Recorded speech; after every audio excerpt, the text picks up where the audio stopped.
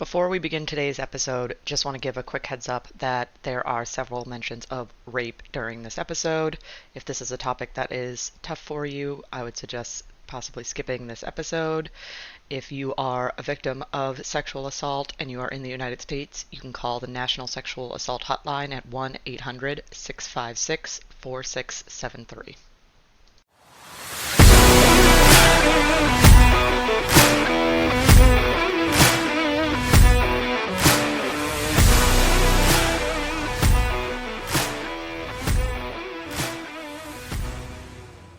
Welcome back to Who Are You, a CSI podcast. I'm Lauren. I have seen CSI through and through about 3 to 4 times. And I'm Nick, and I'm experiencing these episodes for the first time. And today we are reviewing Season 1, Episode 6, titled Who Are You? Director is Danny Cannon. Writers are Anthony E. Zeiker, Carol Mendelson, and Josh Berman. Original air date November 10th, 2000.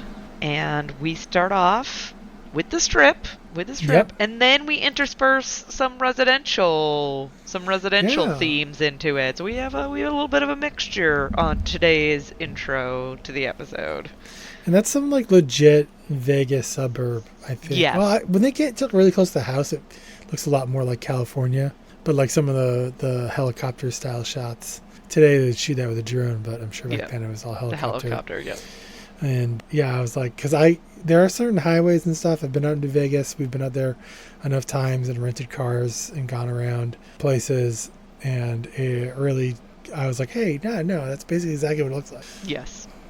So we then move to a shot of a plumbing van, Pete's Plumbing, and the plumber is underneath the house. He's trying to find the leak. The owner of the home is very insistent and getting annoyed that it's taking a while. And then he, quote-unquote, finds something, which looks like the desiccated fingers of a human hand sticking out of, like, the wall, or, like, a wall area of this, like, undercarriage of the house. You know, we don't really see these characters again, but I really feel for this plumber. It's clearly, like, 5:30, 6 o'clock. Yes, because it's maybe dark. Even later, right? Sun's going down. Yep. You know, and we're entering the graveyard shift because we've got our CSI graveyard shifters coming on. Mm-hmm. This guy could not have been under the crawl space for like 5 minutes, and this lady is like, "Have you found anything yet? It's not like she's got like water blowing up through her house. She's just a leak." And I was like, "This poor plumber guy." And then he finds a human hand. That's not cool. And he seems not fazed, which makes me feel like he has seen some things. This plumber has seen some things. When, like, the human hand, he's like, oh, yeah, found something. He's probably been in a lot of crawl spaces. Yeah, he's been in a lot of crawl spaces. He probably just assumed at first it was just like a raccoon. Probably a lot of, I don't know, there are raccoons in Vegas, but whatever they have, gophers or rattlesnakes. Because in the next scene, we see that Grissom and Nick have arrived at the scene. Grissom, following in the plumber's footsteps, goes underneath the house, and he's the one that confirms that it is, in fact, human remains. He sees, like, phalanges, fingers, and confirms that it's human. And then he does this, like, weird analogy. They start, like, kind of tapping away at the concrete, and Nick is also annoyed that it's going to take too long, essentially. Yep. There's a lot of, like, impatience at the very beginning of this episode, and Grissom explains that the body in the concrete, there's an air pocket around the body, and basically it's chipping away at it. It's like a jar of pickles. You just need to... Oh, yeah. And then, like, womp body. I have a lot of problems with this scene, because I'm really into, like, YouTube about, like, building homes. Yes. And, like, home construction. And waterfalls. Yeah. And I'm in the process of building my waterfall as we speak. So excited. But I just was like, you know what? Sure. Whatever. Because it was like, oh, there's an air pocket, but there's like a hand sticking out. Like all the gas could easily escape wherever that hand was. Yeah, that hand was. And like they showed like the hand, like I had this weird, so in my normal predictions, I'm always like hyper analyzing these things now, yes, right? You are. Because I want to make a prediction. And I was like, oh, this body must have been dead for a long time because the concrete goes right to the bone. So it was already a skeleton when they buried it into the concrete. And that was like, I had that premise for almost the entire episode. That's actually true. They kind of talk about, when they identify the body, they talk about it. Like up front, I was like, oh, okay, so this is going to be a person they killed, and they must have like dug the body up and then re-hid them. Maybe I was triggered by the the mortuary guy who was digging up bodies. Oh So, yeah, like, yeah. maybe this would be a great continuation of that plot line where it just turns out it's that guy and he's like sticky in the wet concrete of foundations. The other thing that's like really weird is when they pour concrete and it's wet, they use like forms, like wooden forms usually, to like hold it up, Yes. because otherwise it would just spill out all over the place. Yeah, all over the place. So there's like this hand sticking out of what would have, but it's just television. You got to have the shot, right? The plumber's Yes. got to find something at the scene. And I was like, you know what? I've learned that I just have to be okay with the first 5 minutes of every CSI. Yes. And it's just like when anything else, when it comes to TV, if you know too much about it, the writers, they're always just like coloring outside the lines just a little. Just a And little. that's part of the TV magic. And when it happens to something that I don't know about, I'm always like, oh, that's cool. So it's for everyone else. Yes, it is. And we go to credits, and then we move to Grissom giving out jobs to everyone. So he says that him and Nick will take the bone scene. Sarah and Warwick get a officer involved shooting, and then Catherine is wondering what's left for her. And Grissom tells her about the case involving a rape victim. The rape victim is an exotic dancer, but there's a conflict of interest, and Catherine immediately is like, oh, because I used to be an exotic dancer, I can't investigate the rape of an exotic dancer. And Grissom, burying the lead, is like, no, that's not the problem. The problem is that the suspect is your ex-husband. Bum, bum, bum. I mean, he but- led her right to... I know. What else were you insinuating, Grissom? Right, and I wrote in my notes, WTF, Grissom. Catherine asks to do the prelim, and he agrees. He agrees. This should have been an immediate shut down no. An immediate, you don't go anywhere near this case. This case has nothing to do with, you cannot be involved. You can't touch anything to do with this. And Grissom is like, yeah, I guess you doing the prelim is okay. I guess that's fine. Also, he just had his whole team there. He could have been like... Sarah, take it. Well, Warwick, more importantly, you take this officer-involved shooting case, right? And then hand off this case to someone else because without her I have even another knowing. case that would be a conflict of interest for you. Yes. Right? And then they'd be, but like it's like how am I to believe anything other than this is what Grissom really wanted? Right. Grissom's devious. That's what. Yes. That's what I've learned. He's a bit of a supervillain. Yeah, he's a little bit of a chaotic evil, chaotic neutral. Chaotic good. He's a good person. He is a good person. Sometimes he just likes to dice it up. Dice it up. Yeah. So we cut on over to Catherine looking at Eddie through the glass, right, through the investigator glass, and then she goes in. They have a conversation. Eddie denies raping the quote unquote. I had to put this in quotes. Quote unquote girl. That really bothered me. This is obviously a woman. Mm-hmm. Please do not refer to her as a girl. That really rubbed me the wrong way. And then he tries to guilt trip Catherine when she won't get him a lawyer and she's kind of like not really buying into helping him out. Where he says, well, what about Lindsay? Yes. She's going to have to visit me behind bars versus me taking her to the mall. I wrote, this guy's super manipulative. I assume we're going to see a lot of him. We're going to see more of him, yes.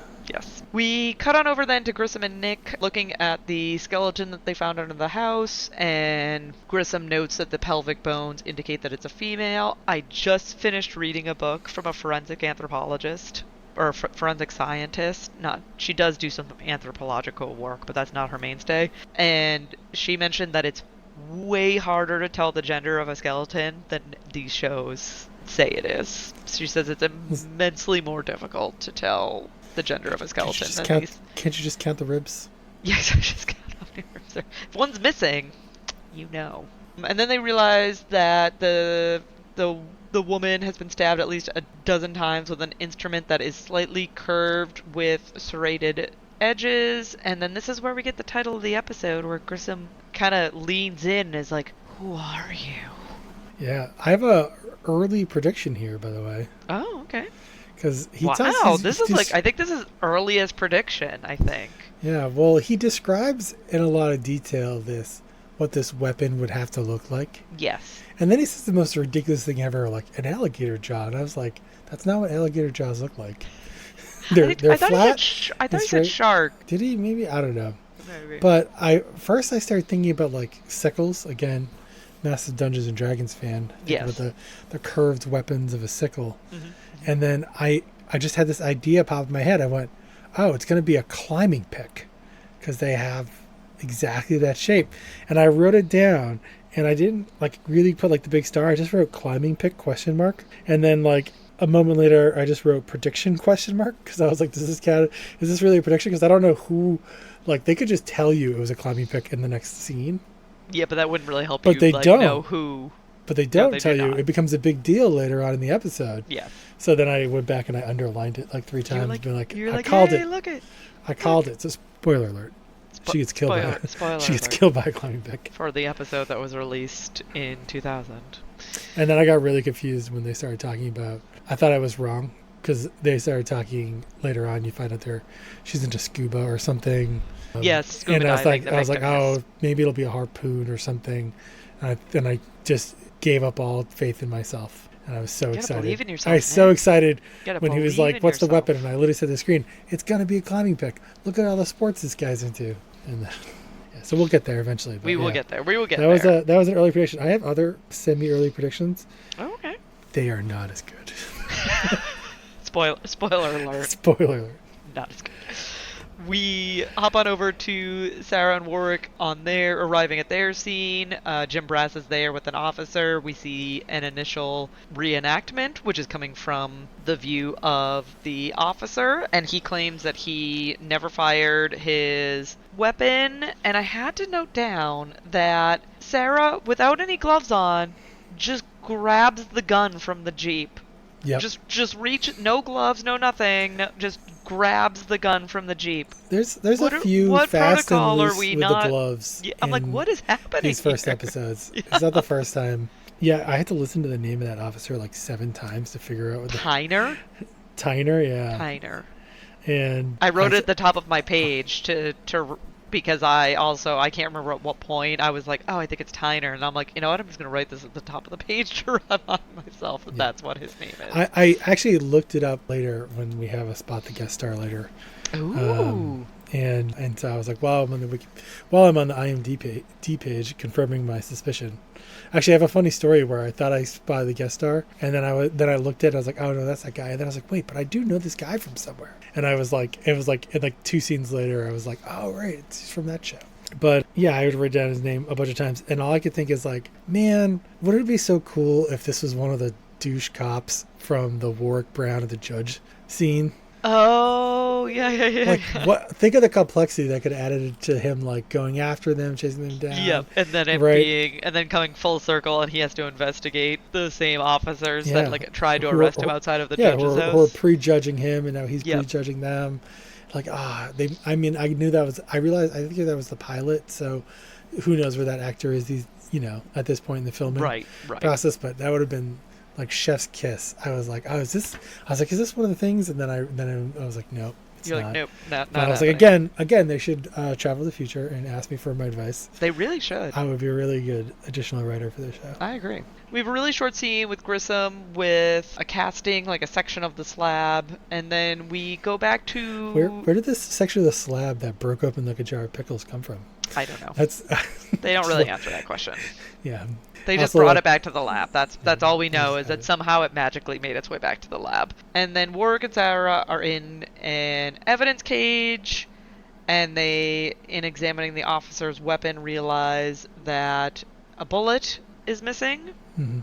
from his weapon, and they kind of have a conversation about how pissing off the PD could lead to war. And then I feel like this whole scene was so strange. So then we go to Grissom in his office. He's holding a spider because he's the bug guy, right? So he's holding a tarantula.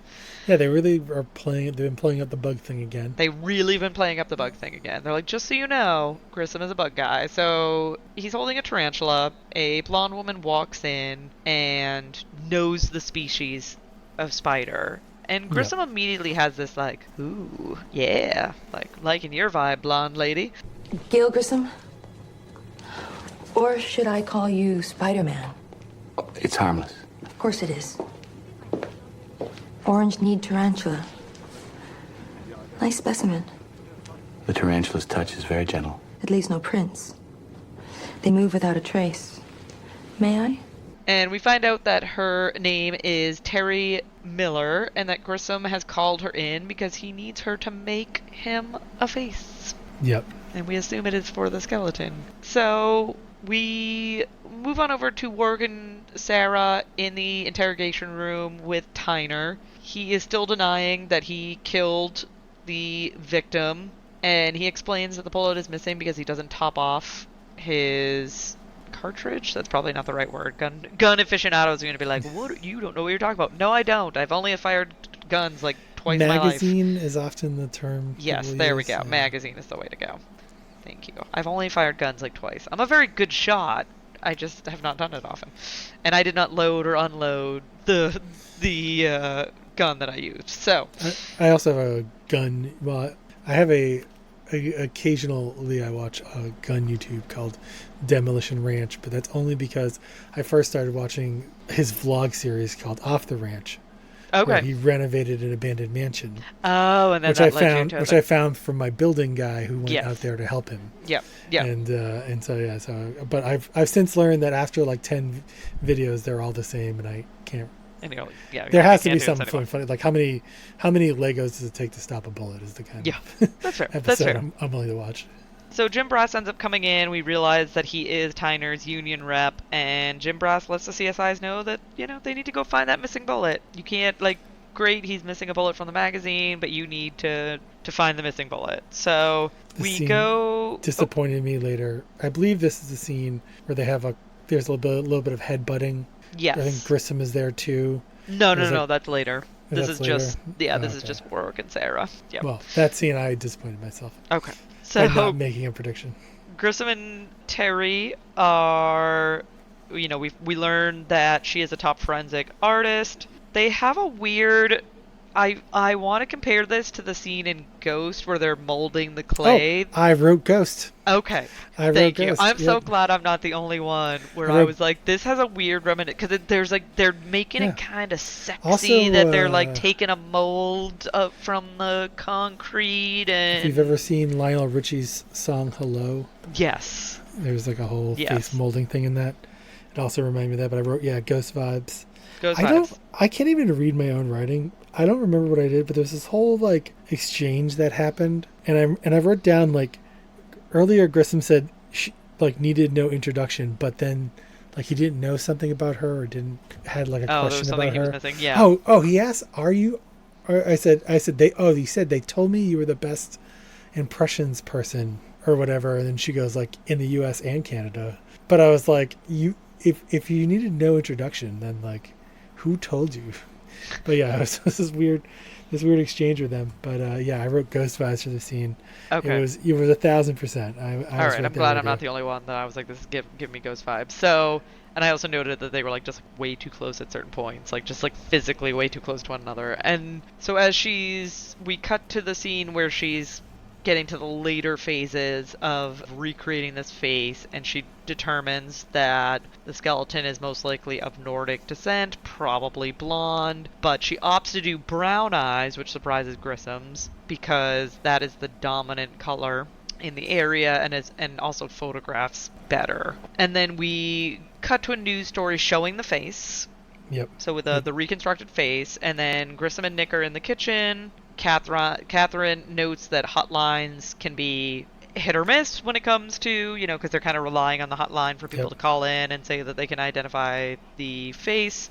And then Catherine, her and Grissom, they like awkwardly make Nick leave instead of Grissom being a boss and just saying, hey, I need a second alone with Catherine. Can you please give us a moment? He does this Or weird can we speak in my office? Can you check that thing that you and Nick's like, oh yeah, I get the weird. So just say I need a moment with Catherine. Like I'm her boss. Get out of here for a minute. Reminded me of like high school kids when you're trying to get your friend to leave you along. Yeah, with and you don't want to just be like, hey, can you give me a minute? Yeah, because you haven't figured out that that's an okay thing to just say out loud. Yeah, it's totally okay to say. Just a heads up for our listeners. Totally an okay thing to say. Catherine tells Grissom that she saw Eddie. He seemed scared. Grissom wants to know if that made her happy. It didn't. And then Grissom is shocked to learn that maybe there's still feelings between Catherine and Eddie. Mm-hmm. He's wondering like, oh, are you still in love with Eddie? And again, seems shocked by it. But again, this is kind of playing into the Grissom isn't the most socially aware character on the show, and obviously Yeah. he's not in a relationship, so he can't understand what that might feel like.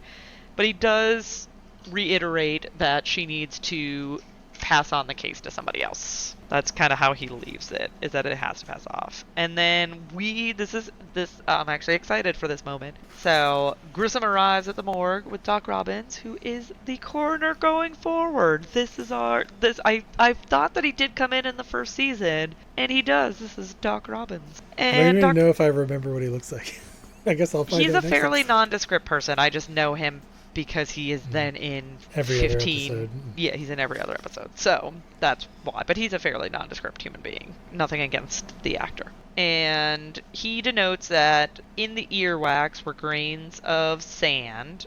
And Nick comes in, and again, CSI effect in full effect here. This is Faye Green. We already know exactly who this is. Done. Yep. Done. End of story. Skeleton already ID'd. Well, it is Faye Green. They honestly, I feel like they glossed over the confirmation part.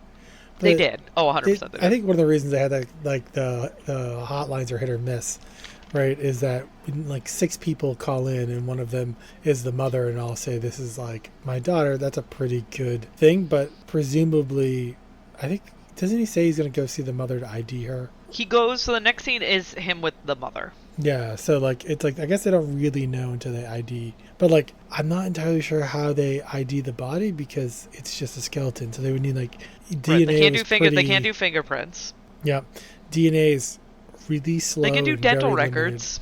Yeah, dental records that would probably work, but that would probably take a week. Yeah.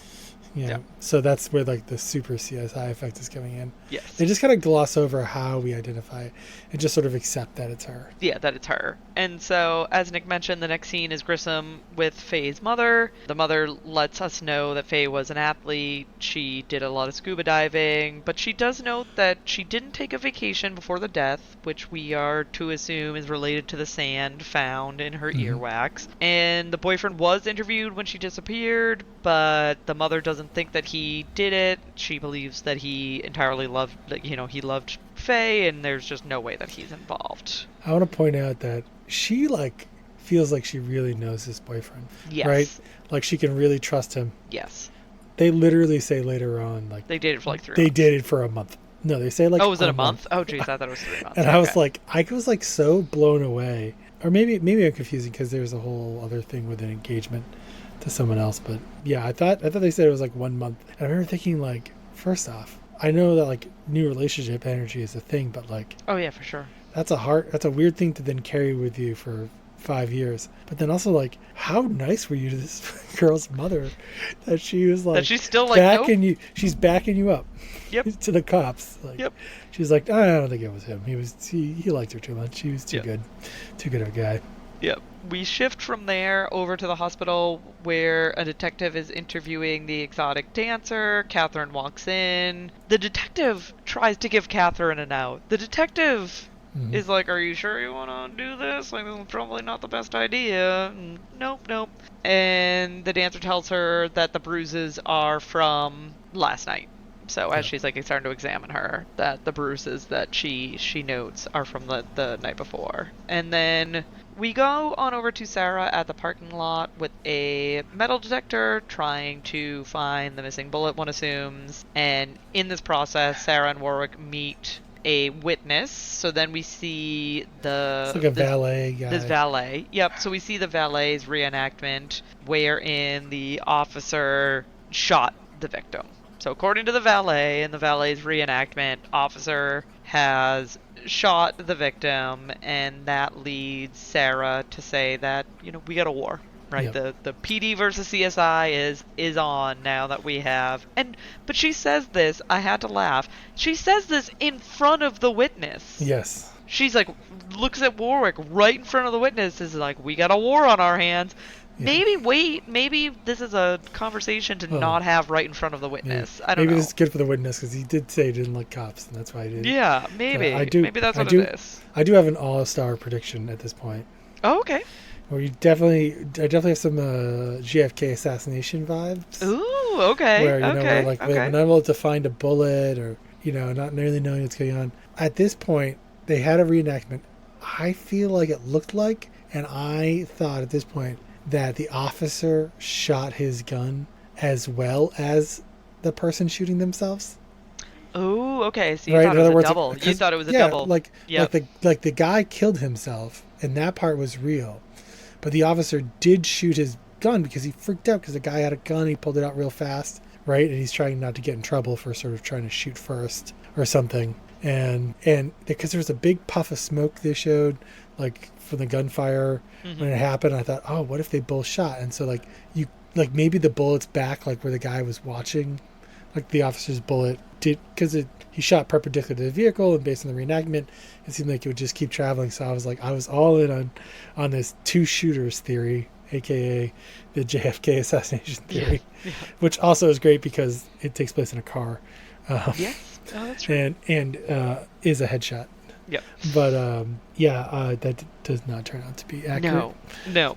We then move to Grissom and Warwick in the locker room, and Grissom is asking Warwick about the rape case, thinking that Warwick has taken it over for Catherine. He catches him in a lie where Warwick says, like, oh yeah, we're like waiting on the DMV, and Grissom is like, why would you get the DMV involved for a rape charge? And that's when Catherine has to admit that she hasn't passed on the case, she's still working it, that she's, doing it for Lindsay. Yeah. This whole scene is like the only reason why they had to have everyone leave the room in the first scene. Yes. So that Warwick wouldn't know. And all I can think is, like, don't they have a giant board? Yes, they do. And don't you think you would have heard that Through the she's grapevine? investigating her ex-husband?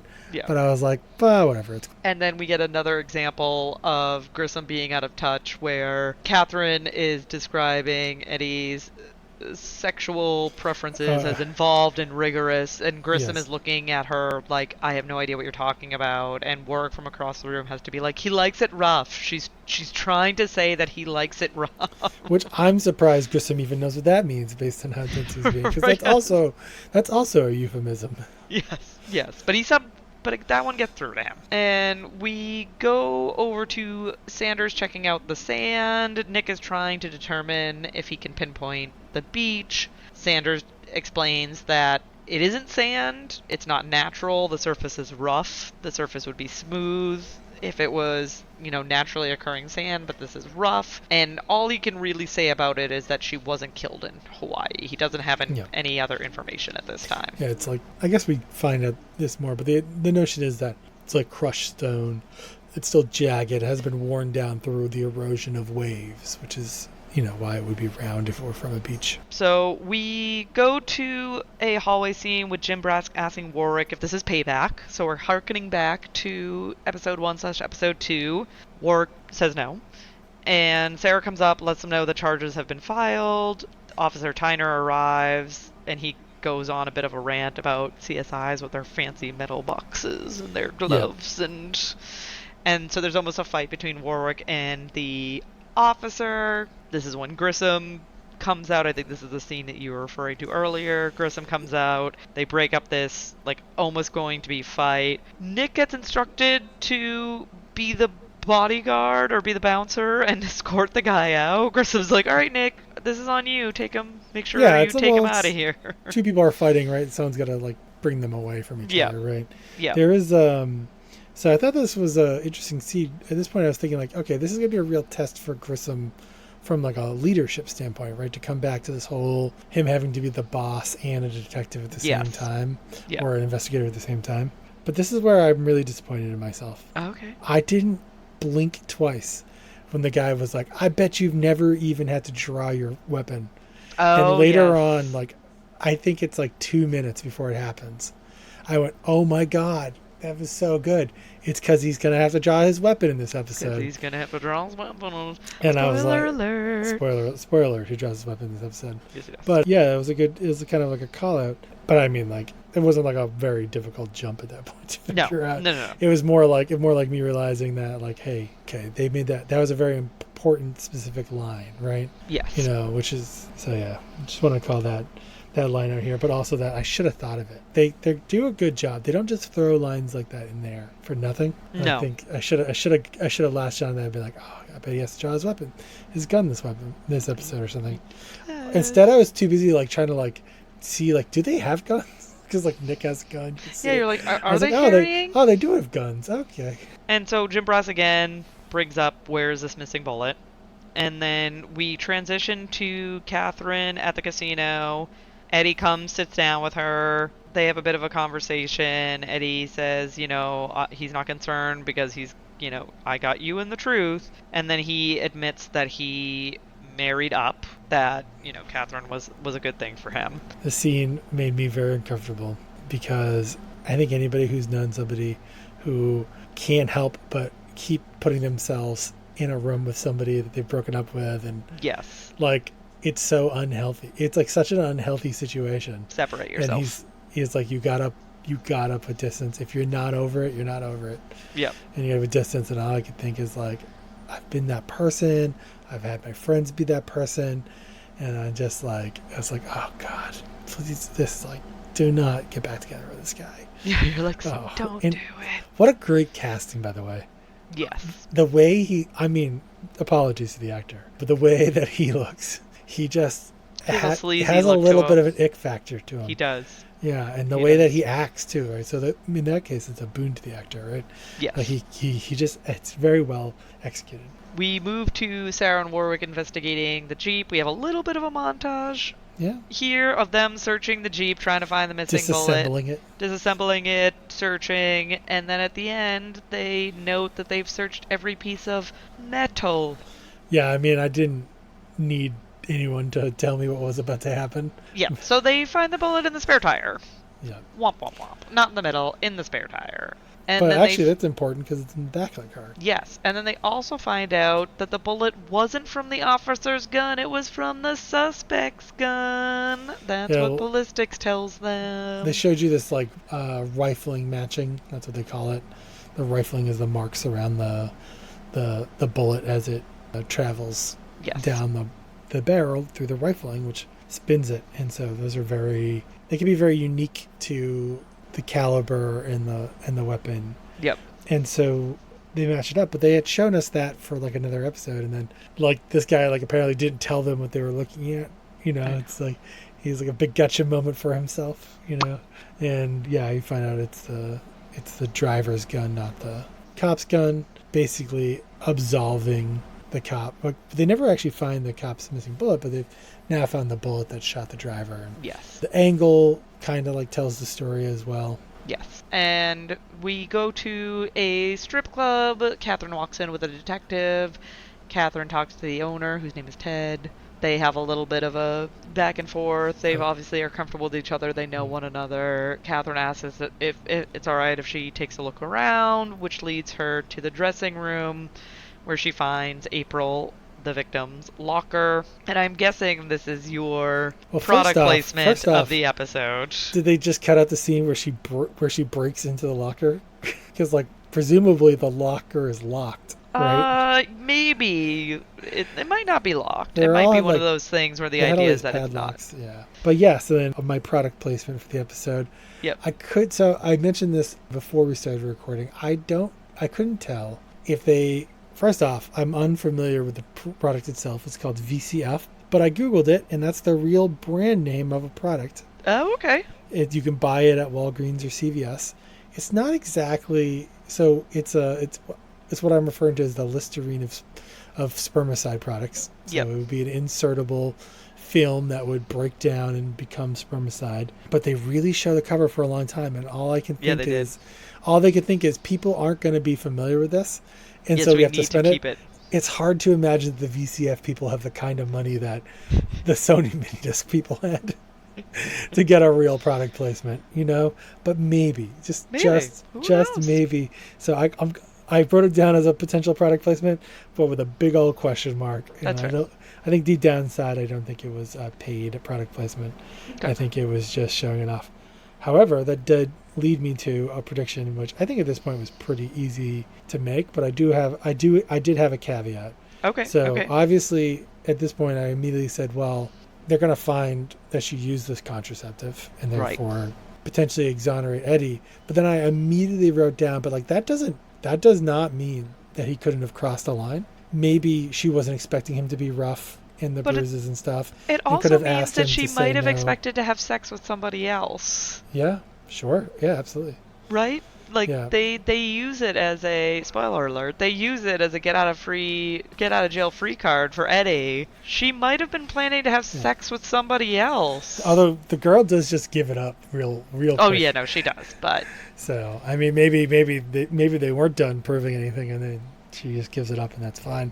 But yeah, I was like, there's no guarantee that, you know, even if Eddie was the person, there's no guarantee that just because she had contraceptive that there wasn't a point where she changed her mind. right. You know? Right. And Yeah, everyone has the right. You're allowed to say yes and then say no, and your partner should respect that you went to a no. You're not just allowed; it's your God-given right. Yes. Yes. yeah. 100%. So, yeah. We're big on consent here Plus Who Are would You? Allowed a plus. Yeah. We're very, very big on consent here at Who Are You, a CSI podcast. Like, freely given, exuberant consent is what we're looking for. And you can revoke Explicit. that consent at any time. Which is, remember the consent apps were a thing? No. I don't know if they still are. So there was an early app where you could you could consent. That way people would have a record that they consented. And that was the biggest thing, is like, you don't know. You could be in the middle and really have a miscommunication. Things could be going poorly. Somebody could have a trigger. Somebody could just feel sick all of a sudden. Right. Somebody could get injured and want Right. to stop. Just because you said yes at one point does not mean it's always a yes. No. And so That yes can be rescinded at any point. But when big VCF is paying for product placement, Yes. you've got a big. It's probably owned by Procter and Gamble. Probably. We move to Grissom and Nick arriving at a house, and this is where we meet Mr. Hempler. And I have it in my notes in chronological order. I should have known this. Okay. David Wallace, as he might be known to some of our listeners, from The Office. Oh, I've only seen Michael's a few. boss in The Office. Oh, okay, I've But only seen a few episodes of The Office because I can't do secondhand embarrassment, so I can't handle watching The Office. But it took me a moment, because at first I thought that it was. At first I was like, wait, I know this guy, and I was like, oh, is this the guy from Modern Family? I had to look at that actor's name. Okay, It's I know Ty exactly Burrell. who you're talking about. And Yep. I was like, maybe when he was younger. And I was like, no, it's not that. And then he was in. I think the first shot, he's kind of like in shadow, side profile, and I didn't quite have it. And then they were like walking around the house later on, and I was like, no, it's not that guy. But I know this guy. And then I was just thinking about it, and I was like, oh, that's the boss from The Office. Yeah. So that's our spot the guest star for this week. I love it because I have not really watched The Office, so I never would guess that. I was also not fully convinced when I thought that. So as I mentioned, I then went on IMDb to confirm, and at which point I finally got Joe Tyner's last name spelled correctly in my notebook after like 7 attempts. So we learned that Faye only lived at his place for about a month over 5 years ago. Oh, that's the month. Maybe they were together for longer. Yeah, they only lived together for a month. But they're still kind of looking around the house. Grissom ends up finding a fish tank and also a squeaky floor, which is due to warped floorboards. And they pop open the floorboard to find sand underneath. Rudely invites himself to disassemble this person's floor. Yeah. Well, he asks them, and he does give the okay. Well, no. At first, he's like, "What are you doing?" He's like, "Pops out, pops in." True. Or he gave them their permission to walk around, which we talked about this a few weeks ago. Don't talk to the police. Don't let them search your house without a warrant. This episode is a great example of why. Yep. They arrested this dude later on, and he didn't do it. Yeah. They do say they'll come back with a warrant. He puts the stop to it once they kind of find the sand underneath the floor. It gets a little weird. He gets a little bit weird, and that's when Grissom says, we'll be back with a warrant. So we go to Catherine talking to Sanders about the evidence, and that's when Nick's prediction is correct. They found out that the victim April, used the contraceptive film. She inserted it before work, This whole before scene the rape, so melting it in obviously she tea. must have like known that she was gonna have consensual sex with Eddie just because she happened to put a contraceptive film in Yeah. ahead of time. And this is also where we get a weird scene from Sanders saying to Catherine, like, maybe I saw you perform, and Catherine's like, you would have remembered me. Yeah, that definitely warrant an HR call these days. Yes, this is 23 years ago. This is not acceptable workplace banter nowadays. We go to a Grissom and Nick walk and talk. We learn that Mr. Hendler was a subcontractor at the house where the body was found, and then during the scene, we realize that Terry was trying to leave without saying goodbye, which seemed to upset Grissom Mm-hmm. quite a bit. She had a great line. She's like, I put my number on your big fish board. Yes. And he's like, yeah, the ones that got away. And she's like, well, maybe not this one. Maybe not this one. I don't know Are if we we- see this are- character again. I'm like, but are I we certainly hinting hope at a so. future romance here? I said, I don't know if we see this character again, but I certainly hope so. We go to Warwick, showing Jim Brass and Sarah the evidence, and they have to admit that the officer was telling the truth. He was not the one that shot the victim. So war averted for now. Then we go to Catherine confronting April in the locker/dressing room. And Still- April immediately gives up that she made up the story. She was just mad at Eddie because he kept promising her that he would get her in music videos, and that wasn't happening. And then Catherine finds it hilarious that April thinks that Eddie has money. I was going to say in the last scene. And really, it seems to...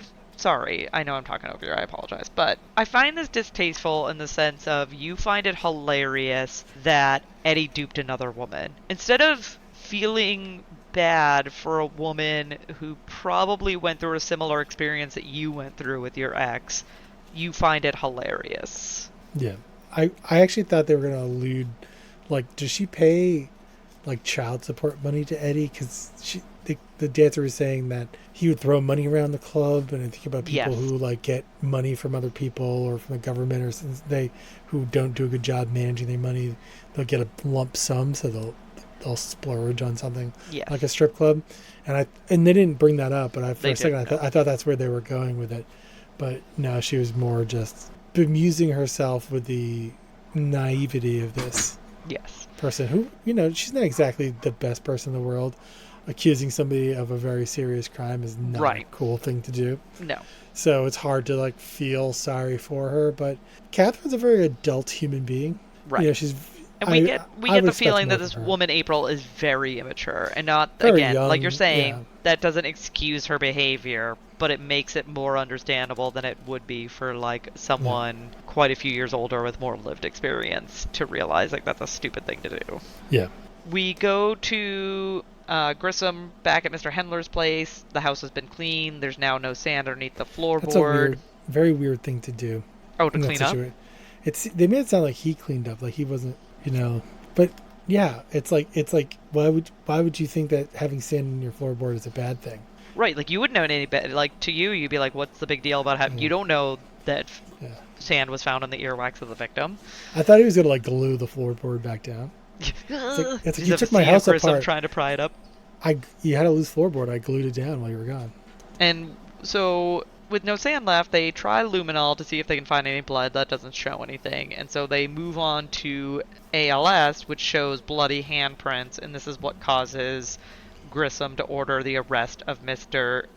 Hendler after we see a reenactment of the argument that Grissom says that they had. And Grissom asks, what did you use to kill her? He's maintaining that he didn't kill her, that he still loves her, which obviously upsets his current wife. And we So- also find out during this whole exchange that Amy worked for the same contractor. Yeah. Yeah. I don't remember if I wrote this down before she said that or it was immediately after. But I wrote, oh, the new wife killed the old girlfriend. Because, like, they did a really good job with his character. Like, in an earlier scene, like, he seemed like when they first come over, oh, did you find her? And then Grissom does this whole thing with, like, yes, but she's been dead a long time. You know what I mean? Yes. Or something. And he seems like he is a good actor. But she also has had this worried look on her face, although it does remind me of the wife from the first scene who I thought also killed somebody and Yes. their husband was taking the fall for it Yeah. because she had a worried look on her face the whole time. So maybe I should be careful about that. But I actually wrote down the timestamp. I've been doing this thing writing down the timestamps. So it's like 40 minutes, about the 40-minute mark. I wrote, oh, the new wife killed the girlfriend. Like it just makes sense. This guy doesn't know it.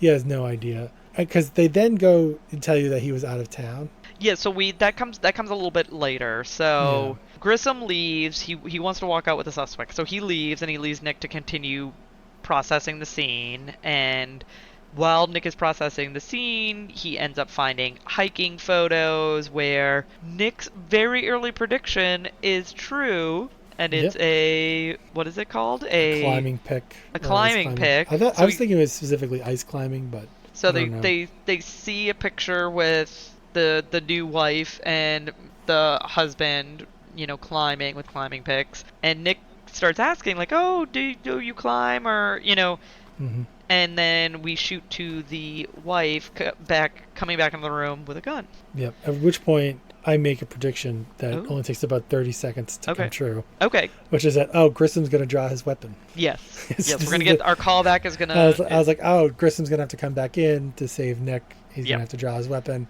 Why didn't I see that coming?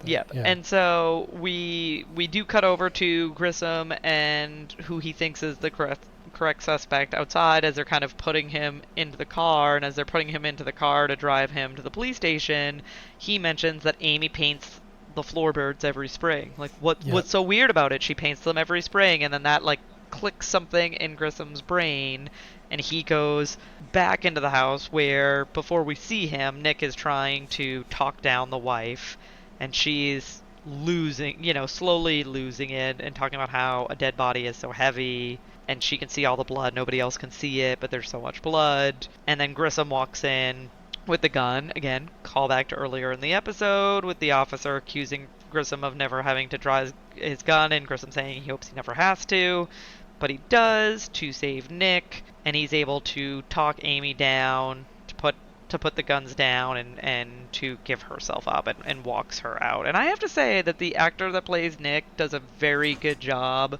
of legitimately coming off terrified in this scene. I feel like he did a very, very good job of looking shaken and terrified. And not over the top, but enough to be like, yeah, like he's scared.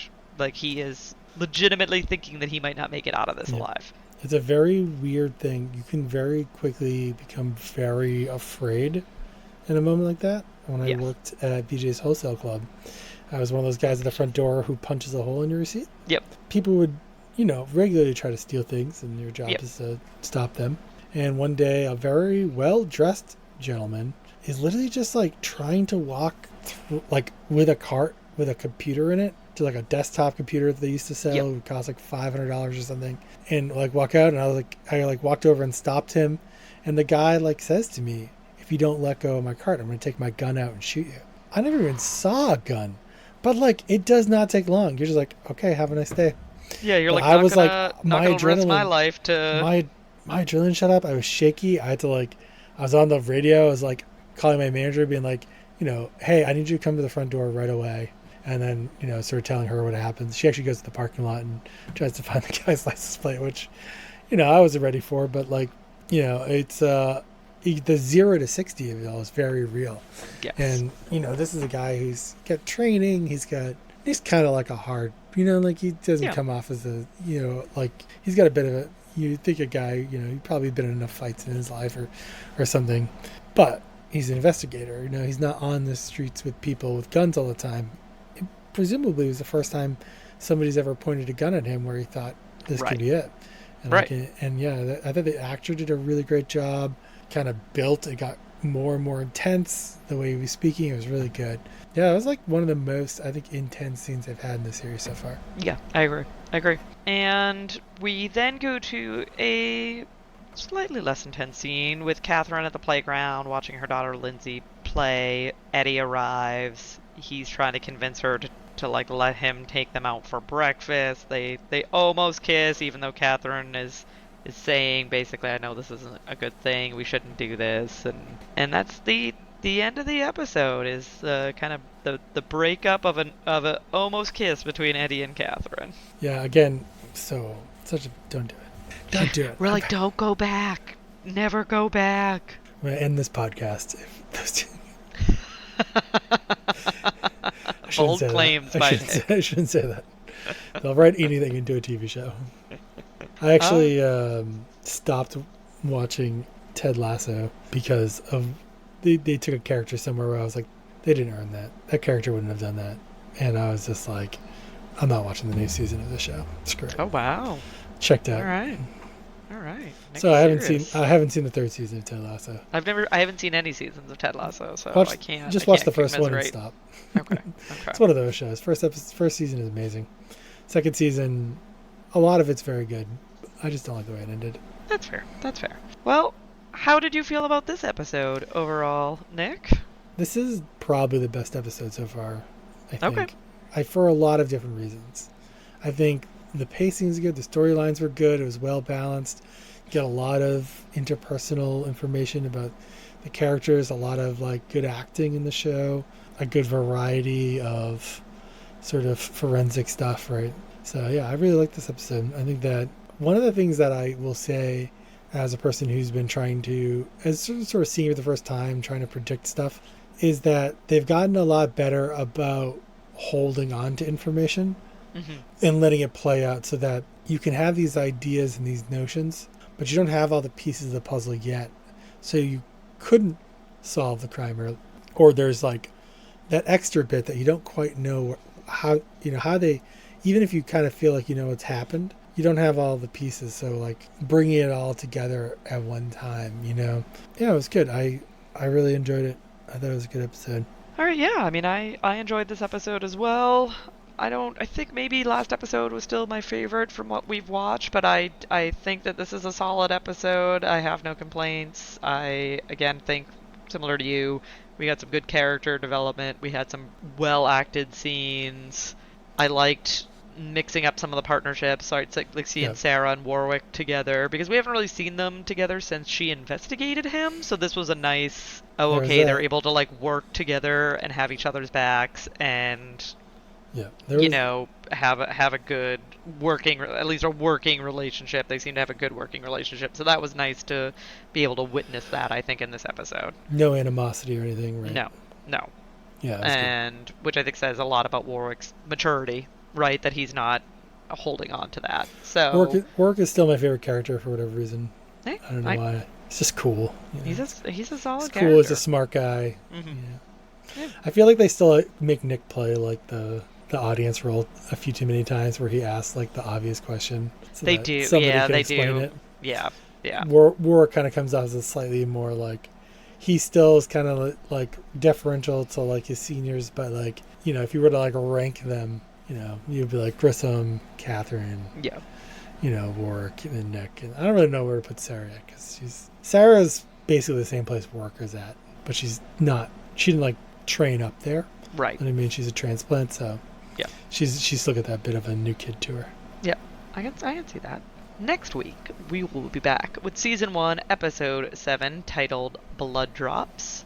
And in the meantime, you can find us on Facebook at Who Are You, a CSI podcast. We are also on Twitter and Instagram at Who Are You, CSI pod. And if you want to send us a message, you can email us at whoareyoucsipod@gmail.com. But otherwise, we'll talk to you next week.